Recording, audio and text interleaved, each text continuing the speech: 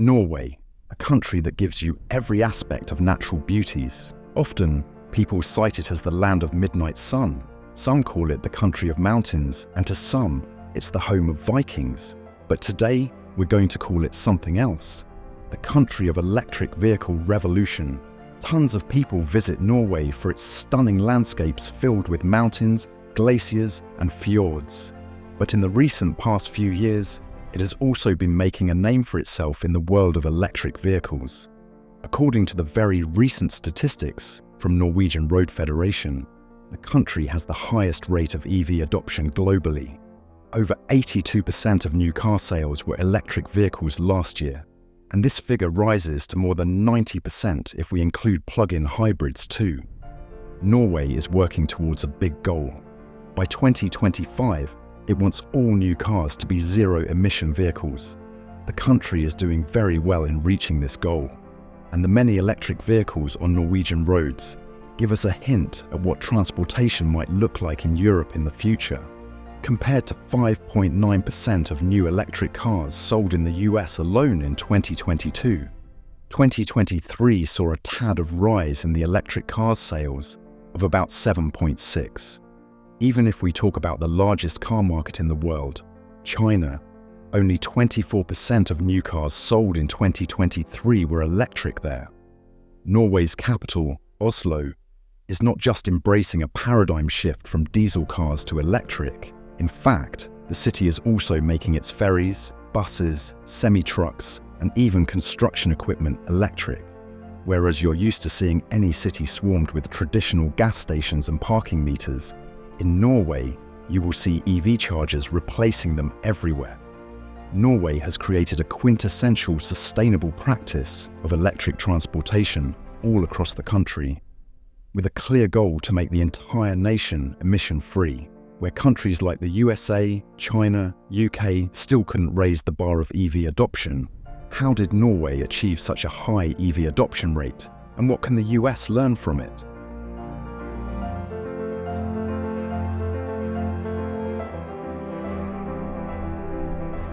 If you go to Oslo, you'll get a lot of options for electric rental cars. When driving on Norwegian roads, the first thing you'll notice is the lack of tailpipes on the cars on the road. In Norway, Tesla is the most commonly used electric vehicle out of all the e-cars. They've reigned almost 20% market share in 2023. To be more specific, the Tesla Model Y was the best-selling car in the country last year. Meanwhile, the Volkswagen ID.4 and the Skoda Enyaq also were in the list.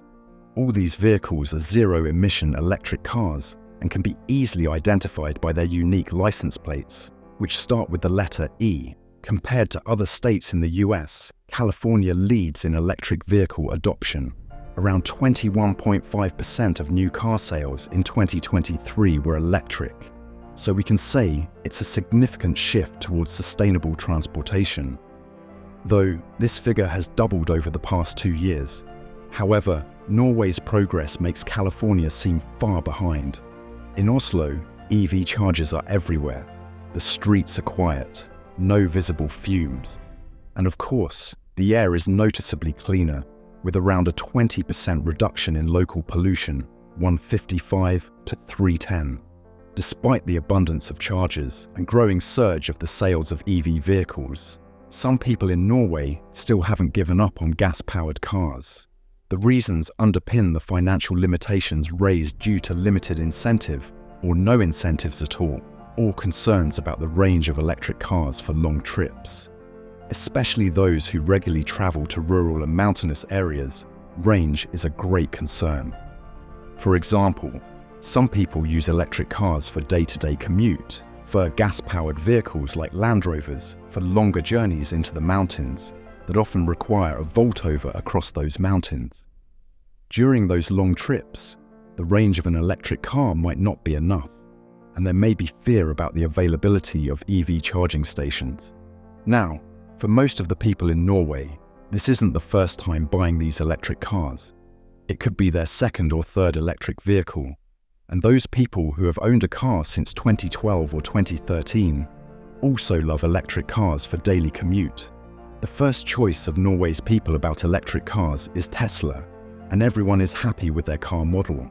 Often, there are people who have a total of 2 cars at home. One is a combustion engine car, and another is electric. When asked if there's anything missing about driving a gas-powered car, they said no. It's mainly because of the high cost of gasoline these days. Numerous policy measures have been implemented over the past 20 years. And the first measure, to start off in 1990, the Olympic Games in Norway in 1994 provided an opportunity for some producers to introduce electric vehicles. One such car was called Think, which was very tiny compared to that time, and was largely considered a joke because no one really cared for a small car. According to the former member of the Norwegian Parliament, Cecilia Krogland, the whole Parliament agreed that it's not only the state that has to dictate this green mobility, but instead, it demands some kind of public responsibility to put forth the green mobility. And the goal was set for 2025 that all new passenger cars should come up with a built-in zero-emission system. And when you aim for a goal like that, you need to have some incentives in place. They started off by having a zero registration tax, and then the biggest measure they introduced was zero value added tax. So in Norway, anything you want to purchase comes with a flat 25% value added tax. But cutting that figure to zero for the EVs was a great phenomenon, and surely it had a massive impact. But despite all these measures, nothing really happened. In order for something to happen, there needs to be sufficient EVs on the street. But EVs were not popular back then.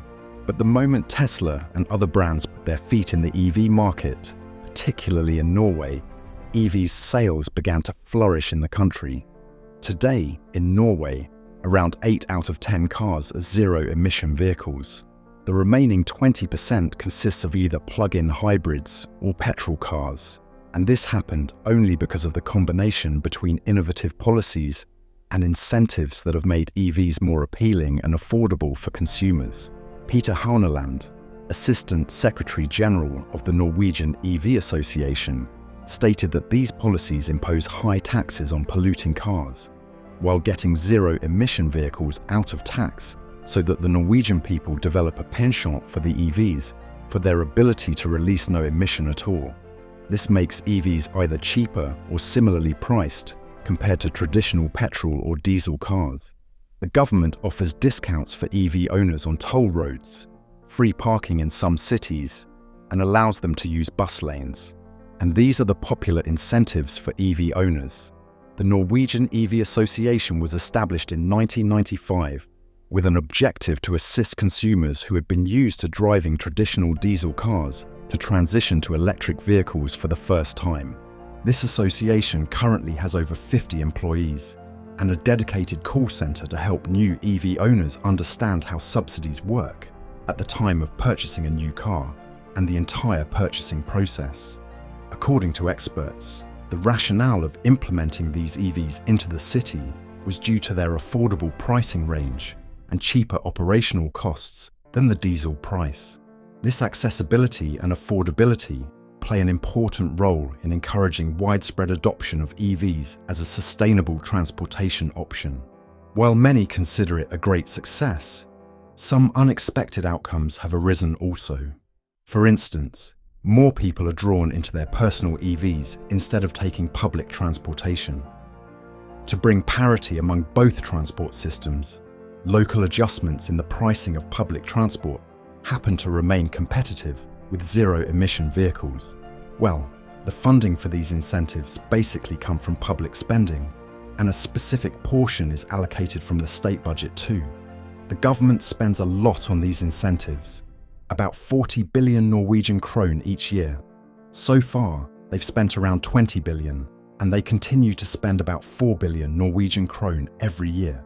Considering that subsidies average around 1,000 per citizen, or 800 per citizen specifically for electric car purchases, the financial commitment is quite significant. Norway's wealth is primarily sourced from its oil and gas industry, and these are the sources that significantly fund those incentives. As the largest oil and gas exporter in Western Europe, this industry constitutes 24% of Norway's GDP. Despite global challenges, such as the war in Ukraine, Norway stays dedicated to supplying stable energy to its European neighbours, who have faced disruptions in supply from Russia. Norway is also dedicated to reducing emissions. The country aims for a 55% reduction in emissions by 2030 compared to 1990 levels. To achieve this, Norway is investing heavily in renewable energy sources. The country is planning to produce a significant amount of wind energy from offshore wind farms on the continental shelf. Additionally, the oil industry is exploring alternative energy sources. This effort is part of Norway's broader strategy to shift towards more environmentally friendly energy solutions. However, the Norwegian government has committed to the transition to electric cars regardless of these discussions. Currently, nearly a quarter of all cars in Norway are fully electric, and the demand for petrol and diesel is decreasing. This trend might serve as a wake-up call for the global oil industry. The country has wisely invested its oil wealth rather than merely spending it, and the government also created the world's largest sovereign wealth fund, known as Norges Bank Investment Management, which owns 2% of most companies worldwide. This long-term investment strategy has allowed Norway to plan for a future less dependent on oil. Birger Steen, the CEO of Freya, a battery company based in Norway, is making a huge impact in Norway's energy transition. The company is constructing the Giga Arctic factory in northern Norway and another battery factory outside of Atlanta, Georgia. Steen said, "The high adoption rate of electric vehicles in Norway is mainly driven by economic factors over environmental impact. Norwegians are not necessarily more environmentally conscious than people in other countries, but the financial advantages make EVs very appealing. To reach the goal of having 100% zero-emission vehicles, the country is now focusing on the remaining plug-in hybrids. Plus, the Parliament has suggested scraping off all benefits for these hybrids. They're planning to put the same taxes on them as regular petrol cars. This policy will make EVs much cheaper compared to gasoline cars. When EVs were first introduced, the government not only helped its people buy those EVs at a much more affordable price, but also heavily subsidized the charging infrastructure. Let's not forget that launching EVs would not be useful as long as the charging stations to charge them were not installed adequately. Although these subsidies have decreased over time, they are still available in some rural areas to help build charging stations. This initial government support has been essential in creating a widespread and reliable charging network across the country. Norway, one of the largest fast-charging companies in the country. It has installed up to 35,000 fast chargers across the whole of Europe. Tesla has also helped build numerous charging stations in Norway. As a major player in Norway's charging industry, Tesla launched Europe's first supercharger network there over a decade ago. Regarding the Tesla and other companies' supercharging network, the project manager of Norway, Mr. Bernt Otto Fjellestad, said, "They have been really helping growing the market share for EVs in Norway as well. We had Elon Musk visiting a couple of times in Norway, but of course it was just recently that they opened up their network for other cars. So now it has been really also beneficial for non-Tesla owners to use superchargers." If you visit Norway, you will see various charging partnerships. One of the key names is Recharge. It's one of Norway's largest charging companies, with over 2,600 charge points. Now you may see piles of charging stations in place like McDonald's. The idea is simple. They believe that when people will stop by to charge their cars, they will also be interested in purchasing something from McDonald's, hitting two birds with one stone. McDonald's is not only competing with traditional gas stations, now called energy stations in Norway, but also entering a new market where they can sell energy to cars and food to people. Retailers are keen on these partnerships too. As mentioned earlier, they are hopeful that customers will buy something from them while charging. At an IKEA in Oslo, a massive charging station was observed. While it's easier to discuss the costs of smaller stations, a typical smaller charging site might cost around $200,000. The cost varies based on the number of charging points and the power required from the grid, which can be a significant expense. Although the investors haven't made a significant profit after they invested in those large numbers of stations, they firmly believe that its potential for future profit is yet to come any time. Building the necessary infrastructure is very capital intensive, but Recharge's investors are confident in its long-term profitability. What came first? A question that might come in your mind, car or charger. More like a chicken or egg. In Norway, electric vehicles came before the emergence of charging stations. Early EV adopters primarily charged their vehicles at home, which remains the most common method. Fast charging is typically only used occasionally, as it's more expensive. However, people who used to live in apartments couldn't charge their vehicles at home, and this is where the fast charging concept came into practice. Initially, the users faced difficulties due to the lack of public charging options. To tackle this, Oslo's authorities have placed chargers all over the city, including in parking garages. A notable example is a garage that was once a Cold War bomb shelter, converted in 2017. Now reserved solely for EVs, it can accommodate up to 86 cars charging at the same time. Sture Portvik, the manager of electromobility for Oslo since 2014, has taken a lot of fruitful initiative schemes to transform the city's EV infrastructure. Oslo has implemented parking spots with charging capabilities. They ensured all city buses were converted to electric. In fact, they are behind the construction machinery and semi-trucks electrification. The city has also installed over 2,000 public chargers. Initially, the city of Oslo used to fund the installation of EV chargers and provided free charging to users. But over time, users need to pay for a small user fee that is taken as user payment little over time, rather than putting financial burden on taxpayers. Oslo has also taken significant steps in electrifying its fleet of ferries. Oslo is considered as the first city in Europe where it has all its public transportation zero emission. This transition includes ferries that are utilised by millions of passengers every year. Charging. These ferries are pretty much fast, as it takes approximately 5 minutes at a power of 3.5 megawatts. However, installing these large chargers on the docks wasn't an easy process. The building behind the docks, which was Fisherman's Office, has been completely transformed into a large power station. This station is essential for charging the electric ferries. To convert those buildings, the authorities needed many batteries and electronic systems. Although setting up this infrastructure was expensive now, it is offering huge benefits. The ferries run on 100% renewable hydropower, which is much cheaper than diesel fuel. Therefore, switching to electric ferries is both environmentally friendly and cost-effective for the public transportation company. For around 120 years, Norway has depended on hydropower, which plays a crucial role in the country's energy landscape. Hydropower offers a stable and reliable energy source, essential for effectively integrating more variable renewables like solar and wind. This stability ensures that Norway can balance its energy mix, even with the intermittent nature of other renewable sources. Looking to the future, Norway aims to double its wind capacity by 2040, which will greatly expand its renewable energy portfolio. The process of building new charging sites involves multiple steps and coordination with various stakeholders. First, an agreement must be reached with the landowner to secure the location for the charging infrastructure.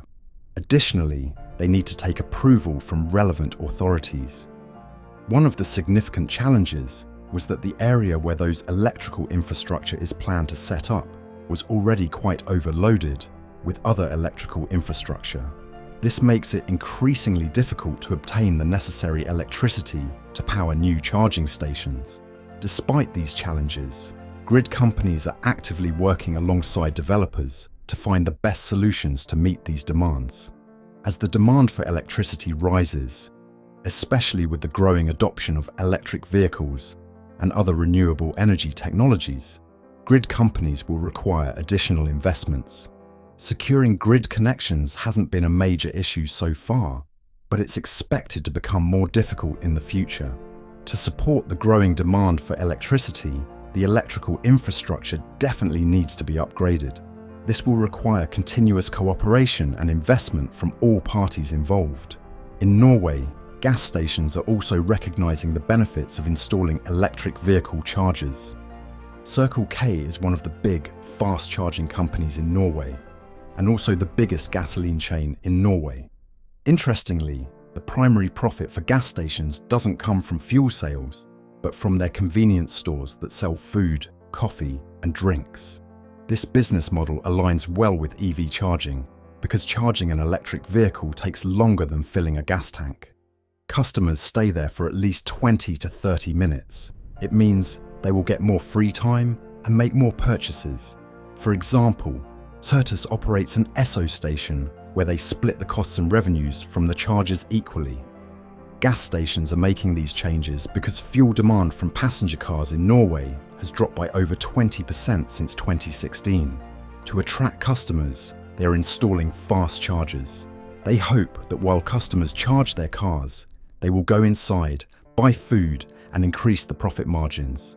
But things weren't that easy, as it sounds like. In Norway, the very first issue raised on the run of EV adoption is the reliability of chargers. While there isn't much concern about running out of battery, many EV owners experience charging anxiety. Most EV owners hate waiting for a long time at charging stations, and things get worse on top of that when those chargers start to malfunction.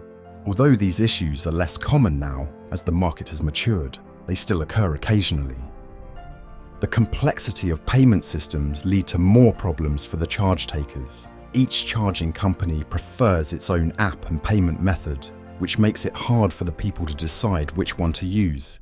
Whereas not many people can travel around with multiple cards with them, users often have to download multiple apps to use different chargers, so the charging process gets a bit troublesome. This difficulty isn't unique to Norway. The US face similar issues with each charging company having its own app and payment methods. To make EVs as convenient as gas cars, charging must be as simple as filling up with gas. Norway is addressing this by implementing regulations to simplify the charging process. According to the experts, Now the big problem is to get access to charging. Because you can't pay with a credit card here, you need to download an app for every company. And now, finally, we're also starting to install regular card payment terminals, like credit card or payment card terminals. We know a lot of people have been waiting for those. There's regulation both at the EU level, which means that all the countries in the EU need to have card payment terminals on their chargers going forward. And also, Norway has put in place its own regulation, which is even stricter when it comes to deadlines for when this needs to happen. once the charging process began, it was both smooth and efficient. In Norway, charging an electric vehicle is now very convenient. There are chargers readily available in various locations, both in homes and workplaces. Specifically, Tesla's new V4 superchargers introduced in Norway before the US. These superchargers are extremely fast and provide enough charge for a 2-hour drive in just 10 minutes. Users have reported high levels of satisfaction with Tesla's charging system due to its speed and efficiency. They now save significant time by only needing to charge once for about 10 minutes. They don't need to take the hassle of multiple charges in a day. The combination of affordable electricity and an extensive charging network in Norway has significantly improved the overall experience of using electric vehicles. However, despite the convenience, there are still instances of range anxiety, particularly when traveling to rural areas where chargers are not as common. For example, if you go to northern Sweden and northern Norway for a day-long trip, then you will get some concerns about finding the next charging station. When an experienced EV user was asked about range anxiety, they shared their insights on the matter. He said, Not anymore. I used to, because I was one of the first that bought a Nissan Leaf, the first generation, and I loved that car. But of course, the range wasn't easy, especially in the wintertime. I used it to the cabin, and one time I had to top off the battery 3 times with fast charging. But today, it's really not a problem, so no worries anymore. Many people have concerns about how well electric vehicles perform in winter conditions. However, EVs offer some advantages during the colder months. One key benefit is the ability to preheat the vehicle, so it remains warm and comfortable before you even start driving. This feature adds a level of convenience and comfort that traditional vehicles do not offer. It's true that cold weather can affect battery efficiency. The battery drains faster in winter. For example, if a car can typically travel 400 kilometers on a single charge in the summer, it might only manage around 320 kilometers in the winter. While this requires some additional planning for longer trips, but the impact is manageable, especially with the advancements in battery technology. Another common concern is how electric vehicles perform on snowy or icy roads. Interestingly, the extra weight of the batteries can actually be beneficial. This weight improves traction and makes the cars reliable for winter driving. As Norway gets closer to its goal of nearly 100% EV adoption, the government is considering changes to the incentives that encourage people to buy EVs. For instance, EVs were once allowed to use bus lanes, but as more people bought EVs, the bus lanes became crowded. Now, only EVs with multiple passengers can use these lanes. Additionally, some of the financial incentives and benefits for EV users are being reviewed and reduced, especially those related to using public lanes. This is being done to better manage traffic and public resources as EV adoption becomes more widespread. The discount for parking, discount for use of ferries, and discount on road tolls. These are gradually being phased down, and eventually they will be probably phased out because the electric vehicle car is the new normal. We have this CO2 tax, but of course, when you get to 80% market share, then you don't sell a lot of polluting cars, and you don't get a lot of CO2 tax. So then you have to lower the incentives for EVs as well. But of course, the technology is getting better. The production price is going down. Again, today, you don't need as high incentives as we did 10 years ago. When a driver shared his experience of covering 200,000 kilometers with his electric vehicle, he noticed only a 3.5% reduction in battery capacity, which is quite impressive. He couldn't emphasize enough the proper battery maintenance, while advising that overcharging should never occur, while suggesting keeping the charge level below 80%. The argument that EVs are as harmful as gas-powered cars came up from the fact that manufacturing any car involves resource consumption and emissions. However, once in use, EVs produce far fewer emissions compared to their gasoline counterparts, and that is quite evident when you see no fumes emitting from the exhaust pipe of any of such EVs. Before considering replacing older models with newer ones, it's essential to maximize the use of existing vehicles. Even in Norway, which is a leader in EV adoption, there are skeptics. These skeptics often cite concerns about fire hazards, the source of the energy used to charge EVs, and the emissions from manufacturing the vehicles. For instance, a significant incident a few years ago involved a large parking garage fire. Initial reports and rumors suggested that an electric vehicle ignited the fire and caused widespread panic that was lashed out at by the negative media coverage. However, it was later confirmed that the fire was caused by an old petrol car.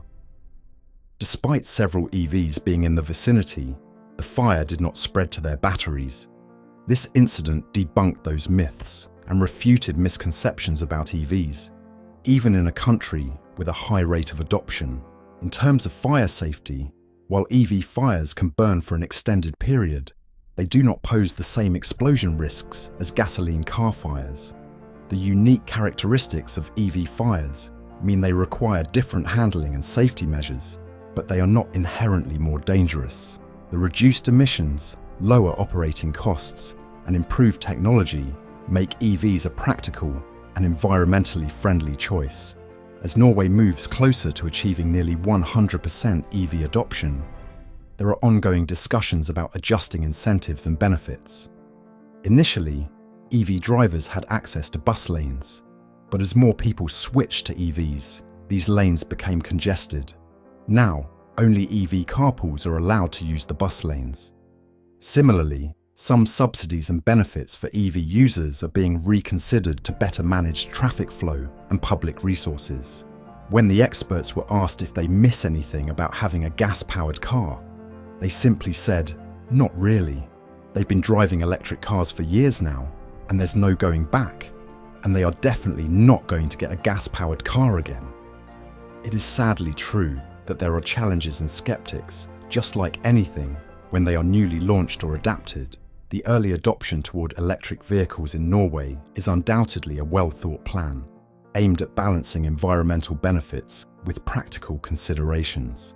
This transition in Norway reminds the other countries of the long-term sustainable economic and environmental transportation systems, with a rejection to traditional gasoline-powered vehicles.